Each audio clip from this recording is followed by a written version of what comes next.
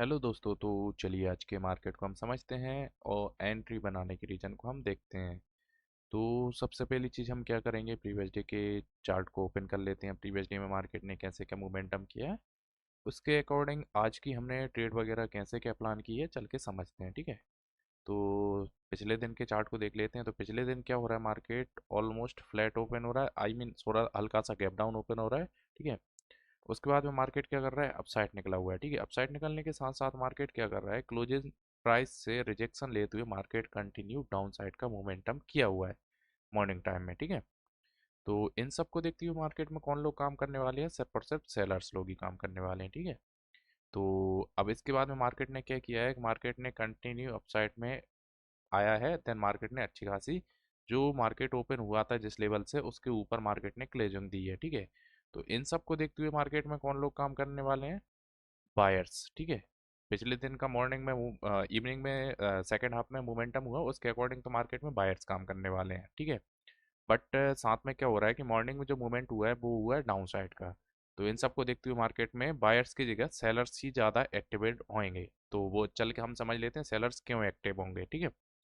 तो आज हमने कैसी क्या ट्रेड बनाई वो समझते हैं। तो मार्केट में पिछले दिन क्या हुआ था, मार्केट गैप डाउन ओपन हुआ था। ठीक है। गैप डाउन के साथ साथ मार्केट क्या कर रहा था, क्लोजिंग प्राइस से रिजेक्शन लेते हुए डाउन साइड आया था। ठीक है। तो इन सबको देखते हुए मार्केट में कौन लोग काम कर रहे हैं, सेलर्स। ठीक है। तो आज मार्केट चार्ट रिपीट करेगा नहीं, तो उसके अकॉर्डिंग मार्केट क्या कंडीशन बना रहा है वो समझते हैं। तो आज भी मार्केट में सेम कंडीशन बन रही है। वो मार्केट क्या कर रहा है कि गैप डाउन ओपन हुआ है। ठीक है। तो डायरेक्टली क्लोजिंग प्राइस के पास तो जाएगा नहीं। ठीक है। वो कंटिन्यू डाउन साइड की ओर जाएगा। डाउन साइड की जाने की वजह से मार्केट में कौन लोग एक्टिवेट होंगे, सेलर्स। क्योंकि सेलर्स क्यों एक्टिवेट हो जाएंगे, क्योंकि 53,500 के साइकोलॉजिकल नंबर के नीचे भी निकल रहा है मार्केट। ठीक है। उसके साथ साथ फर्स्ट कैंडल के लो को भी ब्रेक कर रहा है कंटिन्यू मोमेंटम में। ठीक है। तो इस वजह से मार्केट में सिर्फ और सिर्फ सेलर्स ही काम करने वाले हैं। जब सेलर्स काम करेंगे ना, तो उन लोगों के एसएल हमें कहाँ देखने को मिल जाएंगे, अपसाइड की ओर में। ठीक है। तो मॉर्निंग में हमने फर्स्ट पोजीशन कहीं इस लेवल के आसपास में बनाई थी।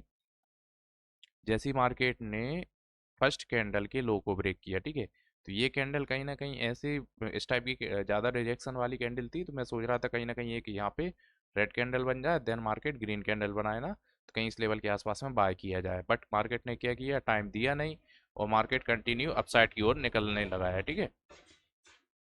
तो कहीं इस लेवल के आसपास में मार्केट में क्या हो रहा था कि मैं ट्रेड की एंट्री ले पाया, क्योंकि मार्केट कंटिन्यू अपसाइड निकल रहा था।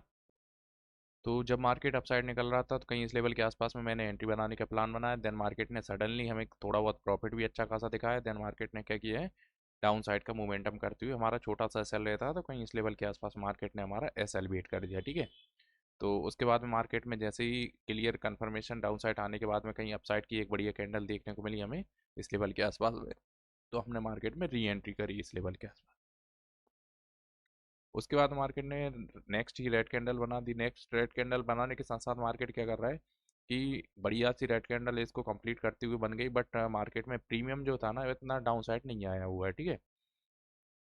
उसके बाद में सेकेंड ही कैंडल के बाद में थर्ड कैंडल जो बढ़िया ग्रीन बन गई, देन मार्केट अपसाइड की ओर मोमेंटम करता रहा। ठीक है। तो कहीं इस लेवल के आसपास में हमें ठीक ठाक प्रॉफिट भी देखने को मिला। उसके बाद मार्केट थोड़ा सा डाउन साइड आया, देन मार्केट ने कंटिन्यू मोमेंटम के साथ में हमें इजीली हमारा टारगेट दे दिया। ठीक है। तो हमारा मॉर्निंग में टारगेट क्या था कि ये 53,600 के आसपास तक मार्केट पहुंचे ना, तो जो कि क्लोजिंग प्राइस के आसपास पहुंचे, तो मार्केट यहाँ से हो सकता है रिजेक्शन भी ले सकता था, बट लिया नहीं उसने। ठीक है। तो कहीं इस लेवल के आसपास में हमने हमारी पोजीशन को कट करी है। तो अब हम चल के देख लेते हैं दोस्तों कि हमने नंबर ऑफ ट्रेड वगैरह कितनी क्या बनाई है, तो वो चल के चेक कर लेते हैं। तो डीमैट को ओपन कर लेते हैं।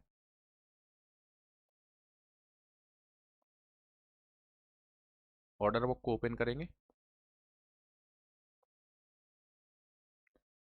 तो नंबर ऑफ जो ट्रेड देखी जाए ना, वो हमने दो ट्रेड के आसपास ही प्लेस किए हैं। ठीक है। जिसमें हमने फर्स्ट वाली ट्रेड में हमने सिंगल लॉट पे काम किया हुआ है। तो 662 रुपये की 80 पैसे के आसपास में बाय किया था। 652 के आसपास में हमारा एसएल था, 10 पॉइंट के आसपास में प्रीमियम बाइस। तो मार्केट ने सडनली एसएल हिट कर दिया। ठीक है। उसके बाद में देखा जाए ना, तो हमने 655 के आसपास में 665 के आसपास में री एंट्री बनाई है। देन 775 के आसपास में मार्केट से बाहर हुए हैं। तो ऑलमोस्ट देखा जाए ना, तो इसमें हमने समथिंग समथिंग 110 पॉइंट के आसपास तक का हमने प्रीमियम बाइस मार्केट में कैप्चर किया हुआ है। ठीक है।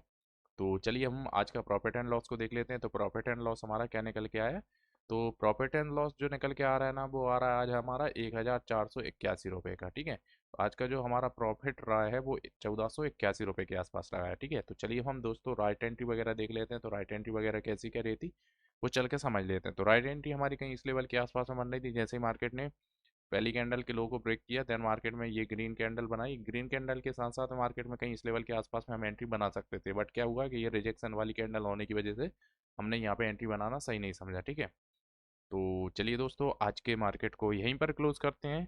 Thank you so much.